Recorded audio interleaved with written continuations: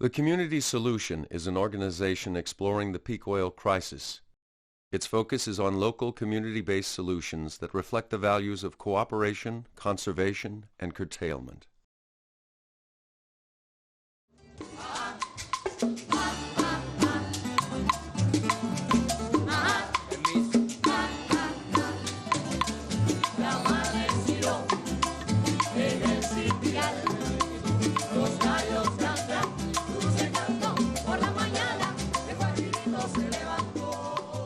The breakup of the Soviet Union in the early 1990s created a major economic crisis in Cuba known as the Special Period. So we have from 1989 to 1992-93 a free fall of the economy of 34% of GDP, gross domestic product. When I tell you free fall of the economy, trying to imagine an airplane suddenly lose their engines. It was really a crash. Cuba lost 80% of its export and import markets. Oil imports dropped by more than half. Buses stopped running, factories closed, electricity blackouts were common, and food was scarce. People almost starved. In reality, when this all began, it was a necessity. People had to start cultivating vegetables wherever they could. Over the next decade, Cuba took drastic steps to find solutions. It is the first country to face the crisis that we will all face, the peak oil crisis.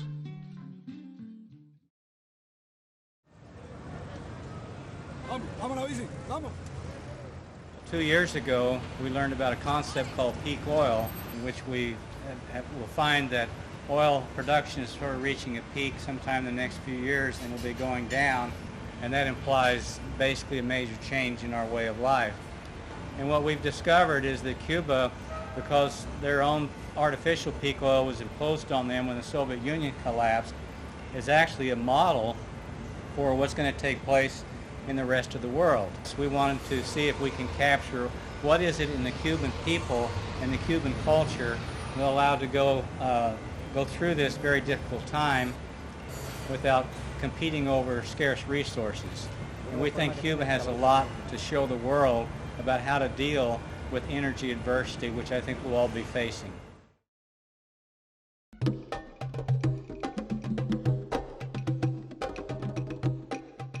In 1949, oil geologist Dr. M. King Hubbert developed the theory of oil depletion, making the prediction that the fossil fuel era would be very short.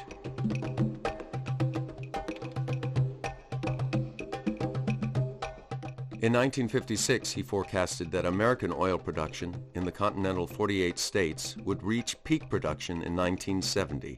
Production did peak that year, as he predicted. In 1974, Hubbert testified to a Senate subcommittee warning of the dangers of declining fossil fuels in an exponential growth culture. The U.S. oil peak in 1970, combined with a crisis in the Middle East, led to severe oil shortages and an economic crisis in the country. Americans experienced record high interest rates, long gas lines, the highest gasoline prices in history, recession, and a declining stock market. Government films were produced explaining the problem. We were caught by surprise with a crisis that could recur and recur unless the entire country recognized the dangers of a quite real energy shortage. Our industrial progress and economic growth was fired by what many seemed to look on as endless energy. But warning signs were there. I think it's going to end with everybody changing their habits. During this time, gas purchases were restricted to every other day, long gas lines appeared, and the speed limit was lowered. President Carter formed a task force, which in 1980 published the Global 2000 Report to the President. The report pointed out that by the year 2000, half of all the oil available in the world would have been consumed.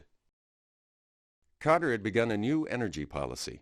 Tax credits were offered for alternative energy, and wind turbines began to appear on the landscape. But then Alaska's Prudhoe Bay and the oiled fields of the North Sea came online. The oil crisis eased and prices dropped. Carter's call for frugality and care was rejected.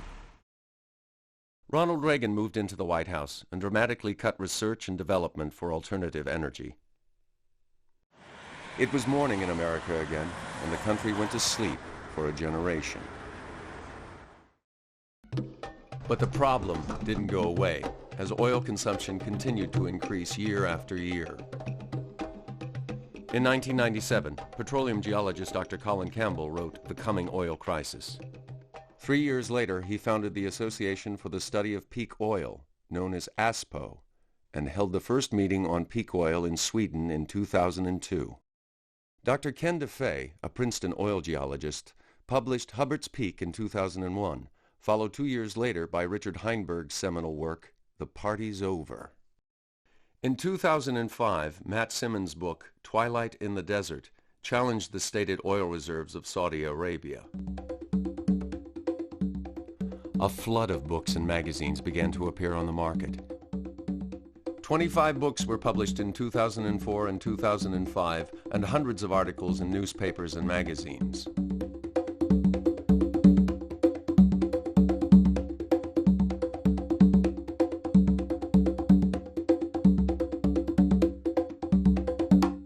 The long sleep of the 80s and 90s is coming to an end, and with no more preparation than in 1970, global peak oil is arriving. Peak oil is the point in time when oil production reaches its maximum. And that doesn't mean that we're running out. What it means is that we're going to have a continuous decline in production from that point. Peak oil occurs when a reservoir is about half empty. Reservoir pressure drops to the halfway point, and so less and less oil will be extracted each year. World oil production grew slowly until the 1950s, then accelerated until the late 1970s, dipped for a few years because of the Mideast crisis, and then began increasing again. In a few years we'll hit the ultimate peak when half the world's oil will be gone. Oil production will begin to decline. At the same time, world oil demand will continue to grow, and world population is increasing along with it. What peaks is not total oil, it's the easy oil to produce. What's left is the less desirable oil that you couldn't get out in the first place very fast. It takes more energy to produce, and a far smaller quantity comes from each well. Oil is finite, natural gas is finite, coal, uranium, all these are finite fuels. So there's going to be a peak for all of these, and peak oil is just the beginning. The effect on our culture could be extreme. Our economy and our way of life are based on consuming oil and other fossil fuels. Each person in the U.S. consumes the yearly per capita equivalent of 10 barrels of oil for food, 9 barrels of oil for automobiles, and 7 barrels of oil for their homes. The major use of fossil fuels is for food production. What peak oil means is essentially a limited supply. World oil discovery peaked in the mid-1960s and has been declining ever since. Right now we're consuming about 5 barrels of oil for every one that we discover. That is an unsustainable amount and can't be continued much longer. But at the same time, we have increasing demand throughout the world, especially in developing countries like China. Now, in 1993, China had 733,000 cars on the road, and by the start of 2004, they had 6 million cars. By the end of 2004, they had 8 million cars. They've convinced people that it's nice to drive. Well, the whole vision for these developing countries is that they're going to be like America someday, and that the people are going to be able to consume the way that Americans have consumed. But that's not going to be able to happen. And that's not even possible for America. Americans won't be able to consume like Americans today. Peak oil is unprecedented. We've never become dependent on fossil fuels before in human history, and we've never experienced a peak in fossil fuel production. So we're flying blind as a global community. And so we need examples. We need some sort of laboratory experiment where we can run this and see, what's the best way to do it, what's not so good, and so on. And Cuba provides us with that because Cuba has already undergone a kind of energy famine.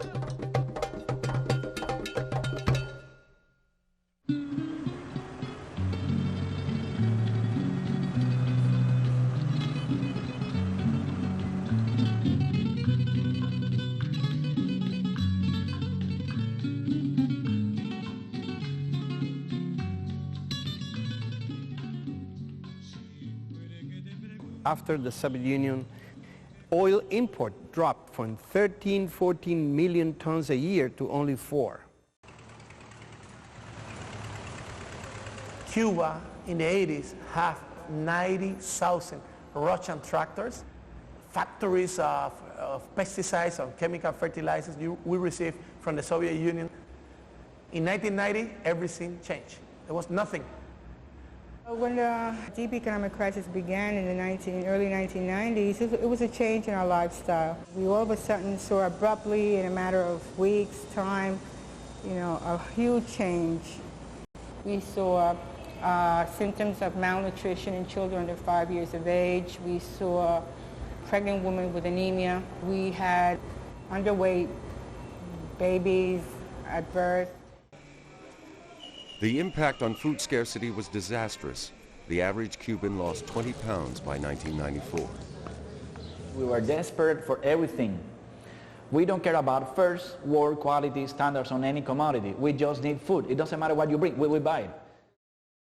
Without imported fuel oil, it was impossible for Cuba to generate the electricity it needed, resulting in blackouts throughout the country.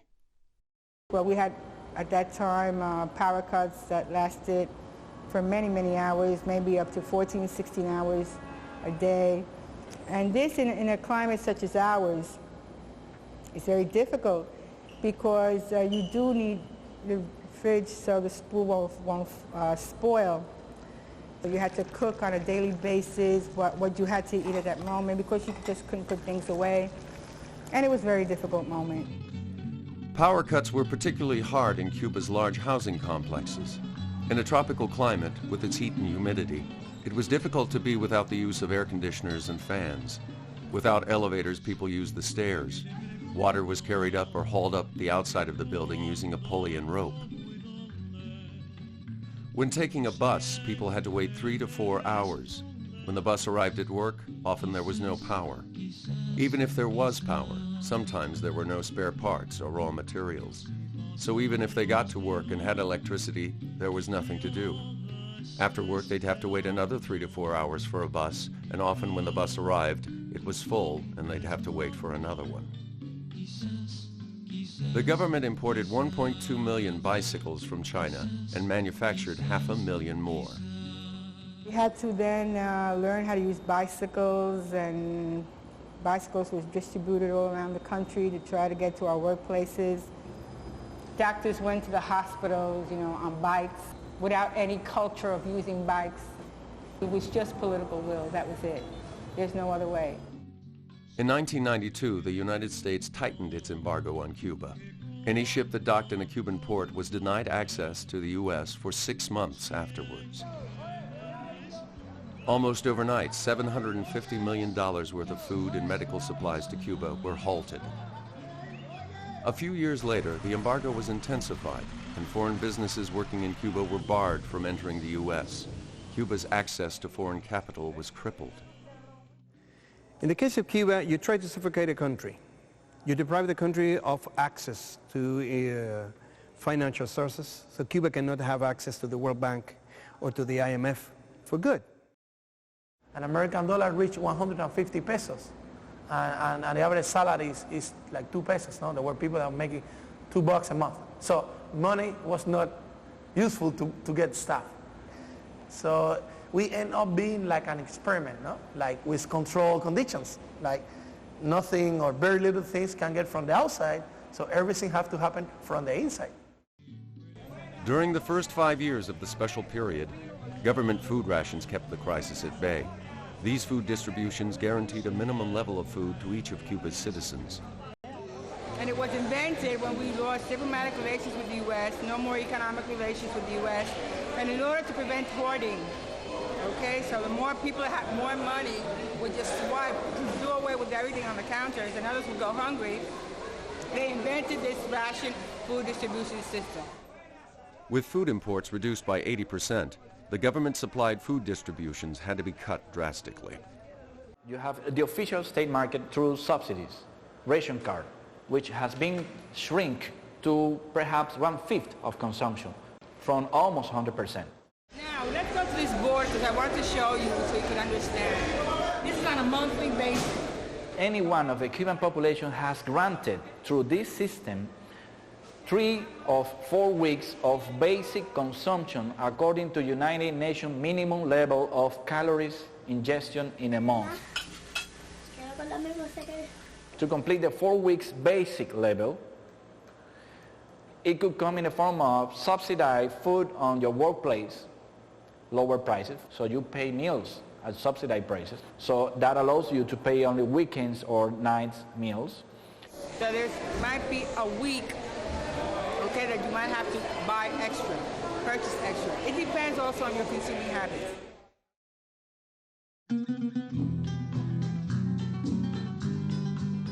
Every aspect of Cuban life was affected by the special period, but no change was as far-reaching as agriculture. Cuba had committed to the Green Revolution, a system which requires the massive use of fossil fuels in the form of natural gas-based fertilizers, oil-based pesticides, and diesel fuel for tractors and other farm machinery. The country's agriculture was more industrialized than any other Latin American country and exceeded the U.S. in its use of fertilizer. The Cuban agricultural conventional Green Revolution system never was able to feed the people. It had high yields, but it was a lot oriented to the plantation agriculture, open economy. We export citrus, tobacco, sugarcane, and we import the basic things, 55% of the rice, more than 50% of the vegetable oil, of the oil and the lard that we consume. So the system, even in the good times, how people here remember, never fulfill the basic needs. Cuba's agriculture began to falter as one problem after another halted production. Fuel and parts for tractors were almost impossible to find. Seeds, tools, animal feed, and vaccines were scarce. Esto trajo como consecuencia que el de estar aquí era prácticamente una agricultura de supervivencia. Y los insumos que había de químicos ya no existían. Por ello que se dejó de la harina de trigo, los fertilizantes, los granos, el aceite. Fue un golpe muy fuerte. Y muchas personas pensaban que el proceso podía colapsar en 3 meses o 6 meses. Y realmente fue una etapa muy difícil para readaptar la economía a las nuevas condiciones. The lack of fuel drove us to have a very big shortage of food. So people, they end up squatting places in the city and growing food there without knowing how, because there were engineers, there were doctors, there was not farmers. A drastic effort to convert every piece of arable land to organic agriculture was begun. During the special period, Cuba was able to help prevent famine through an urban agricultural movement. Every vacant lot in the city was turned into orchard. At first, urban gardening was an ad hoc local survival response to the crisis. They needed food, they didn't know how, and they just did it, trial and error. And there wasn't space. They have a problem with garbage, dumping, rats, so they fixed all of those problems, get rid of the garbage and start growing things there. Another thing during the special period was this identification of idle plots of land, right, that were cleaned up by the community and turned into agricultural gardens, urban agricultural gardens. Hearing of the crisis, Australian permaculture experts came to Cuba to assist in developing new ways to garden and raise food. So in October of 1993, the first 2 Australians came. And so we started to design the rooftop garden in that place. And after that, we got this small project. For us, it was a lot of money, 26,000 American dollars.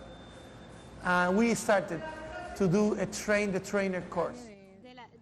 They're one of the largest capacity centers for permaculture in Havana, and they themselves have trained over 400 people. Not only have, through these workshops and courses, has the community learned about permaculture, but they here in the center have learned a lot about the community.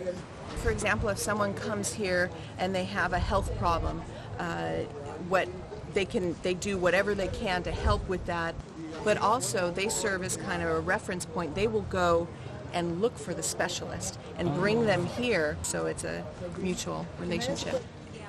The people cooperating with and caring about each other are the main factors that we need to encourage. We can all plant fruit trees, we can all have water catchment devices on our roofs.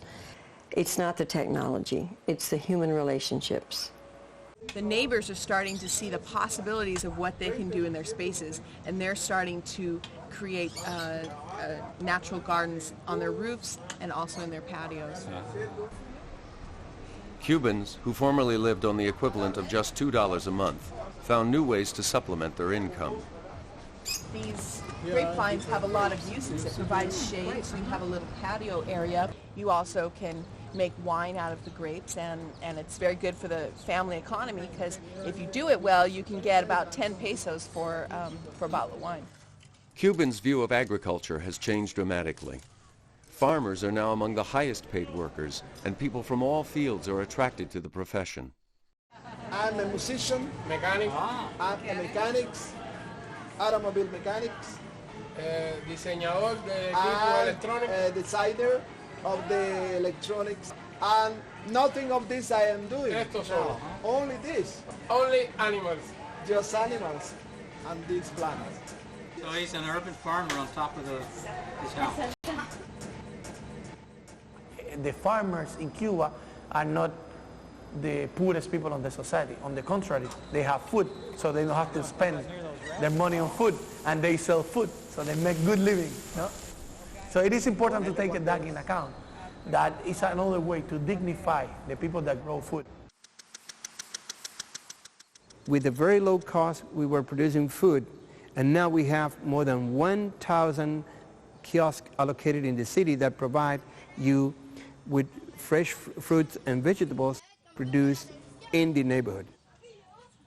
More than 50% of the total vegetable needs of the Havana's population, 2.2 million inhabitants, is supplied by the urban agriculture. In small cities and towns, urban gardens are even more productive, providing 80 to 100% of the fruits and vegetables they need. Urban agriculture supplies food locally, eliminating much of the need for transporting food over long distances. The country has 169 municipalities.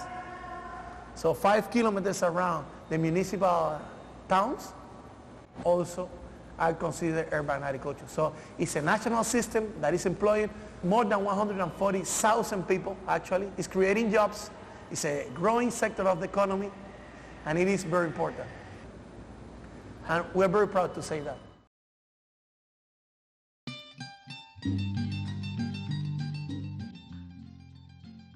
Cuba eliminated the need for natural gas-based fertilizers and oil-based pesticides by developing organic farming methods.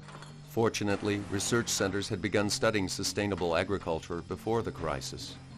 Because of this preparation, the transition to an approach to farming that didn't depend on fossil fuels was implemented nationally within just a few years. Without fossil fuels, more manual labor was needed, making smaller farms necessary and increasing the number of farmers. One of the challenges, the peak oil challenges, is to reclaim land from the large-scale conventional agriculture. Un suelo en formarse trata millones de años y en destruirse muy poco tiempo. Bueno, uno de los problemas que trae la tierra con químicos es la mineralización y la desaparición de la microflora y la microfauna, de la vida del suelo. The soil is a living being. And in the topsoil, in the first 3 inches of soil, is the key. You add chemicals, you damage all of that. So then the soils became almost like sand. So we're going to be having interesting challenges and to rehabilitate the soil. Cuba found that it took from 3 to 5 years to make the land fertile and productive again. Organic needs a transition, no? Needs some time and needs some money to establish the system, because when you get the soil is so damaged and dead, that you need to rebuild the soil. You need to bring back the soil to life. You have to follow the natural cycles. So you hire nature to work for you, not work against nature. To work against nature, you have to waste huge amounts of energy. Conventional people use this heavy machinery that compacts the soil, huge tractor, huge combine trucks and things like that. So you have to open the soil again, add more nutrients. The first ethic, to take care of the land, of the earth. This is very important. If we don't take care of the earth, earth will take care of us and get rid of us. Entonces los institutos de investigación empezaron rápidamente a acomodar la agricultura a una agricultura orgánica, tanto desde el punto de vista de pesticidas como de nutrición. For me, it's more important how the things that I'm eating are growing or are produced than what I'm eating. So if a vegan eats these heavily pesticide polluted vegetables, he's not doing much. El hecho de empezar a utilizar materia orgánica empiezan a aparecer microorganismos y paulatinamente se va aumentando de acuerdo a los niveles de, por supuesto, sistemáticamente, porque si lo dejas de hacer vuelve a lo mismo, ¿no? Cuba's new agriculture uses a variety of soil-enhancing alternatives to rebuild and maintain the soil. Crop rotation, composting, and green manure, which is a process of plowing young vegetation into the soil. Many tons of organic compost are produced, using kitchen scraps, rice hulls, and other organic matter. Worm humus is made in long troughs, where worms are fed organic waste products. This makes a richer fertilizer than regular compost. Una tonelada de humo de lombriz equivale a 6 de materia orgánica. Today, 80% of Cuba's agricultural production is organic. The lack of fuel drove us to use less machinery, to go to smaller farms, to combine different crops in one small piece of land, preventing pest spreading. If you have 1 million plants of corn, you will have 1 million bugs that eats only corn, and you have a pest. We developed many biopesticides and many biofertilizers. Today we are even exporting to Central American countries and other Latin American countries. We are exporting biopesticides and biofertilizers. Remember, Cuba has one advantage. If the population of Cuba is 2% of the population in Latin America, Cuba has 11% of all the scientists in Latin America. It's difficult to grow certain crops in Cuba's heat, so farmers use a variety of mesh covers to cut the sun's rays. We can extend the season and just using something as simple as putting a fabric, a porous fabric over a simple structure that you can remove when a hurricane is coming and you can build again. It's very simple, and this fabric also allows you to control the pest because you not only reduce the radiation and the heat, but you also reduce the number of bugs entering into the area. In the 80s, in Cuba, were used 21,000 tons of pesticides, chemical pesticides. Now, it's 1,000. We are using 21 times less pesticides. This is good for the environment, this is good for the health, and this is also good for the soil. Cuba uses crop interplanting to reduce the need for pesticides and make their agriculture more sustainable. Nobody fertilizes a forest, and nobody irrigates a forest. The forest do by itself. So if you are able to create like something like a food forest, your main effort is like pick the fruits and pick the products. And so in that way, the effort is less. You work hard in the very beginning, but once the system is established, you work a lot less. It's what we call lazy people agriculture, but it's because you are working with nature, not against nature. These people in the conventional system work against the nature. Arriba! One of the good sides of the crisis was to go back to oxen, to use animal. Not only that they save fuel, they do not compact the soil. the way the tractor does. They exert less pressure, and even the legs of the oxen remove the earth. Older farmers who still remembered how to grow and train oxen were set up in training schools. In a little over a year, most cooperatives had someone trained, and the process of raising thousands of oxen had begun. A pair of oxen is not the same as a tractor. A man can work 8 hours in a tractor, you have conditioned air and a CD player, but you cannot work for those hours because oxen just go on the floor, they say that's it, you know. But you need also to train those people and train the oxen as well. So it was necessary a result of a change of mind, the change of scale. And it was a big effort, but how much money they save in fuel, how much money they save in parts, how much money they save in tractors. But I should say, how much money is the pollution of these tractors? It has to be analyzed from several approaches. They did it because they have to. But from a few years point of view, there are many benefits.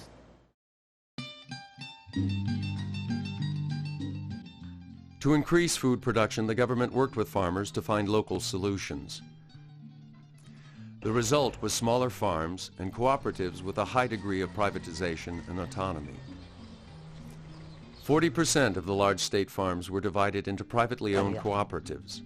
Tens of thousands of acres of land were leased rent-free to small farmers. Decision-making was localized with fewer state regulations. 2 requirements. You grow things there. If you don't grow things there, we take you the place away from you and give it to somebody else.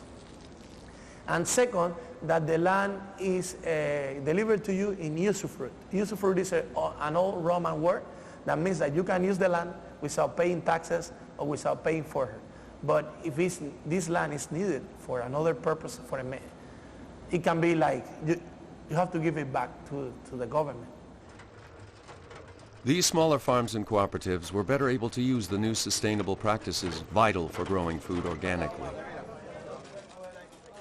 12 to 50% of the total arable land is in private hands in Cuba. So these are the private farmers. They are by far the highest production per acre and per person.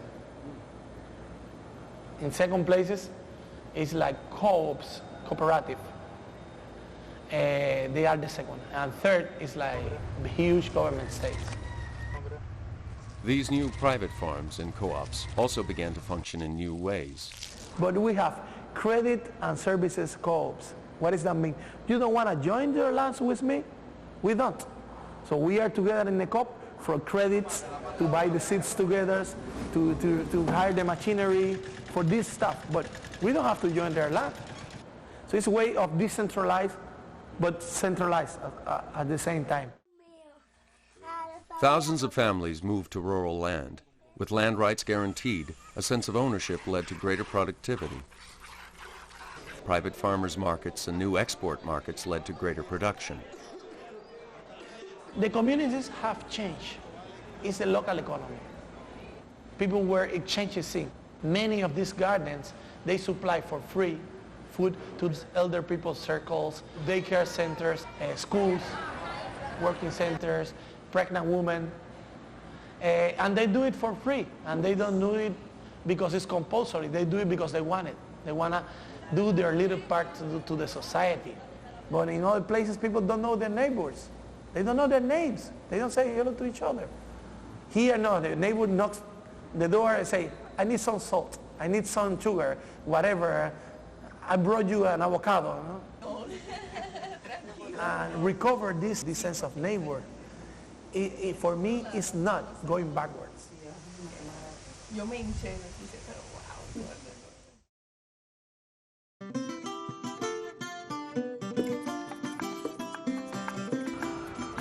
Without oil for transportation, Cuba's educational system was threatened.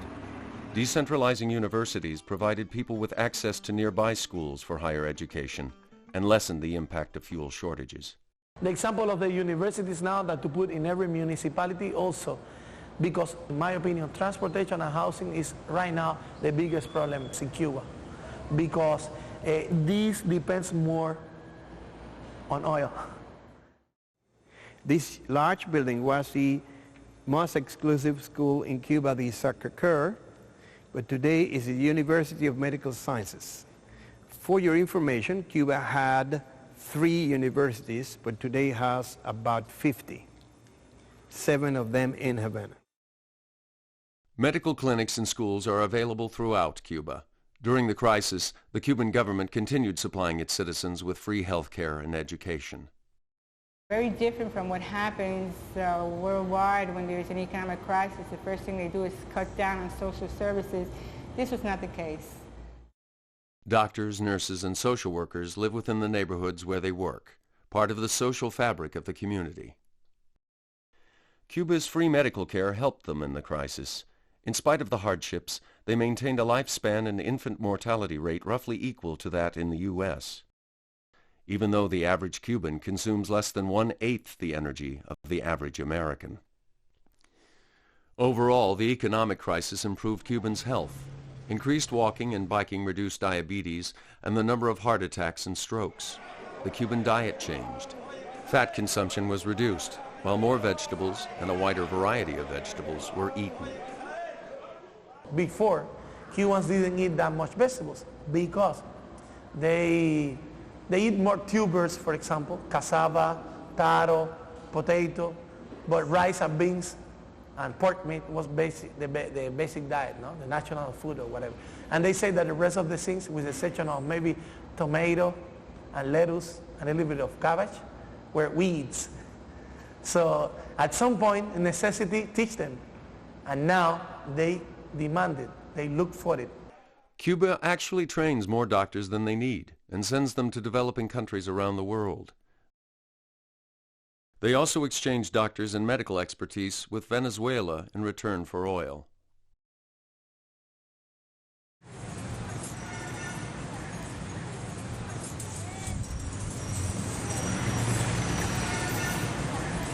When I look at other countries, developed countries, everything goes around making the automobile more efficient. How much energy do you need to produce a car? You have to spend energy on producing a car, and later you have to find the fuel to make the car move. So think about reducing the number of cars. During the worst of the crisis, there was very little fuel for cars. The freeway and country roads were almost empty. Cuba needed to develop a mass transit system overnight. With few resources, they had to be innovative. Old trucks were made into buses with canopies to keep off the rain and steps welded on the back. Another solution was the camel, a trailer pulled by a semi-tractor that can carry up to 300 people. In Havana and other provinces, carpooling and hitchhiking are common. Government cars are required to pick up anyone who needs a ride.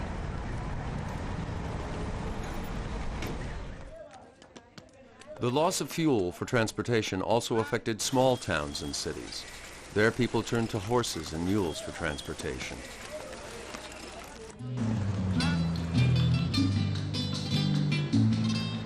During the first years of the special period, bicycles were a necessity.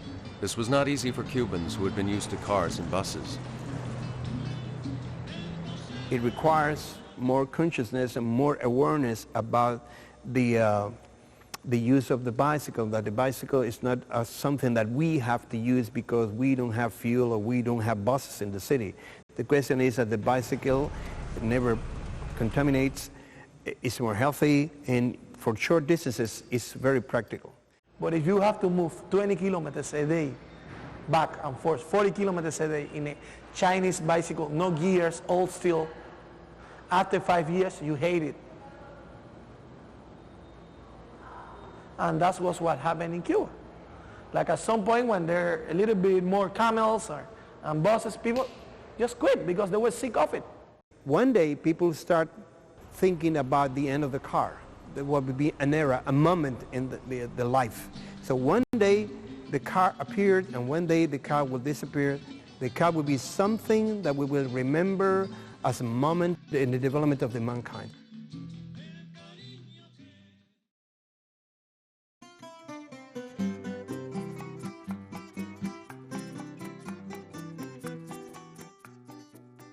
Since the special period began, it's been difficult to build new housing because of a scarcity of tools and materials. Cement production requires a lot of fuel, and that's why the cement production has been reduced. Everyone in Cuba has a place to live, and 85% of the people own their own home. But most houses are small and simple with few amenities. In the countryside, that means a small house with a living room, kitchen, and 2 or 3 bedrooms. Rural housing has the advantage of more open space, where people can grow vegetables and fruit and raise livestock.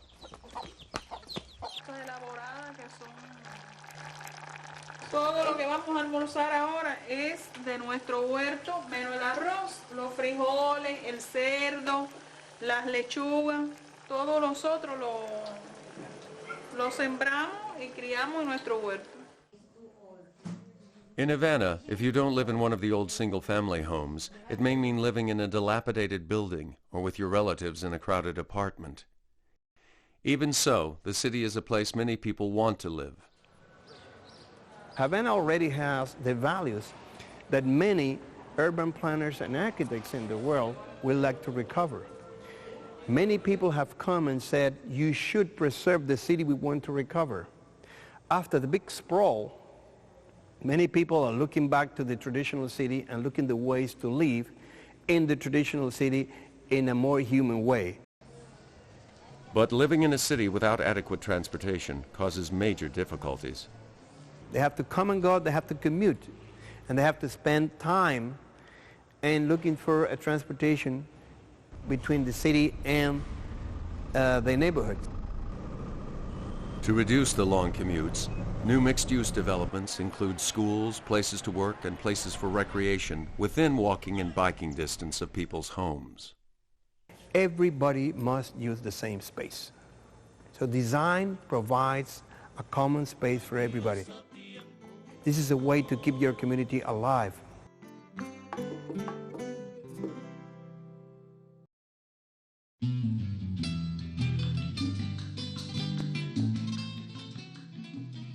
At the start of the special period, 95% of Cubans were connected to the national electric grid.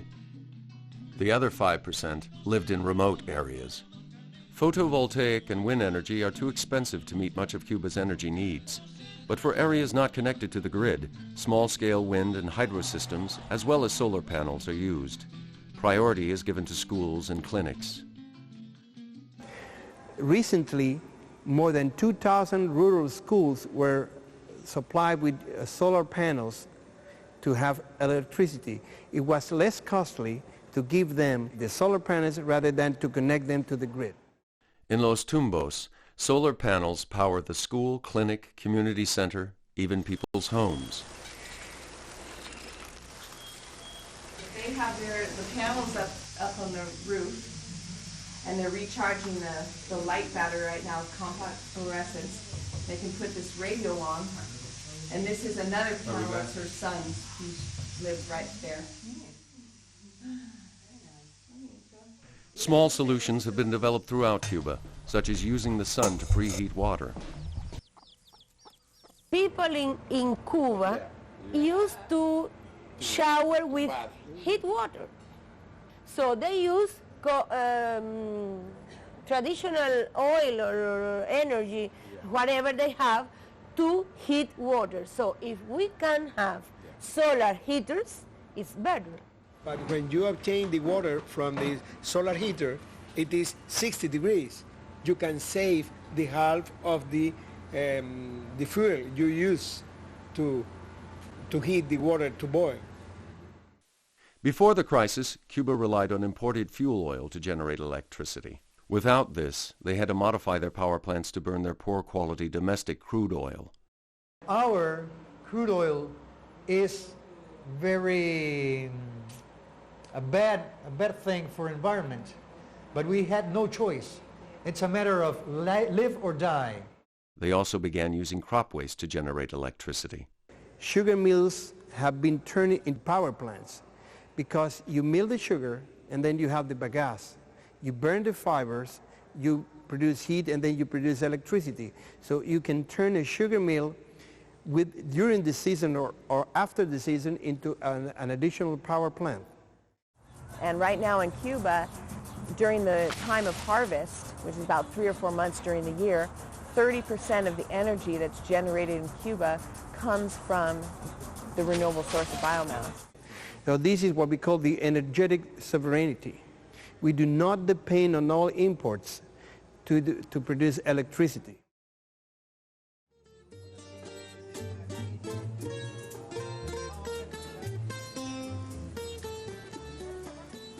The problem is what the people said about Cuba in the States is not what we are doing here. Many people there think how they can survive if they don't have anything. Okay, come here and you can see how we can survive. And in this way we can begin to understand each other and to know how to think. Mankind is burning in 1 century all the oil accumulated by nature during millions of years. And that is absurd, completely absurd. I don't see that countries who depend largely on imported oil are thinking about alternative sources of energy. They are just planning for the next week. If I'm in Cuba, I say, people, we have problems. We must turn off all the lights that we are not using. And everybody said, okay, we are going to turn off. But if I say in the United States, people, we must turn off all the lights because we need, everybody say, why, if I pay? The problem is we must change how we think. You know, the idea of peak oil is that things are going to change and there's going to be less.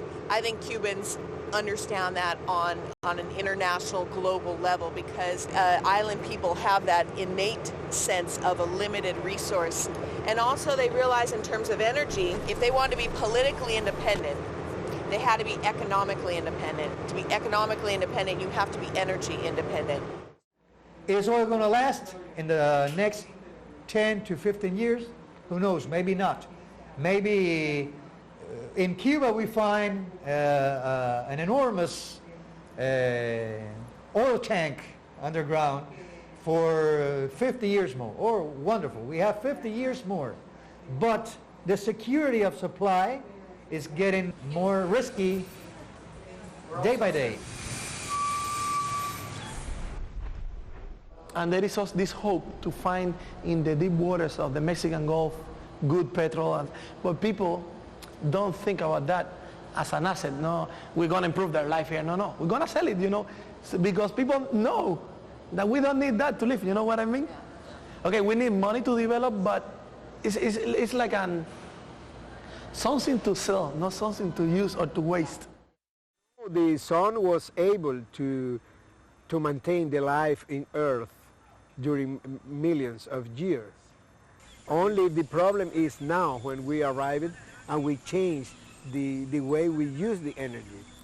The problem is if the sun has been enough to sustain the life, and now we cannot sustain the kind of society we have in our planet. The problem is with our society, not with the energy, not with the war of the energy.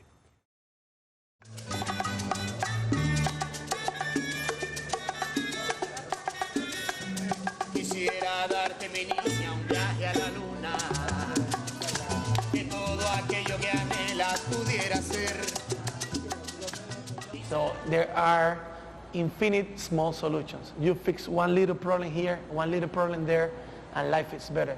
You think globally, you act locally. This is very important because otherwise you give the impression of people that this is United Nations, presidents, scientists, and they don't have to do anything, that they will fix the problem. But people have to start from scratch and start to do small things, baby steps. Crises or changes or problems can trigger many of these things, that these are sustainable, alternative, whatever it's called, but it's basically adapting. We are adapting to changes, and that's the success of the human beings.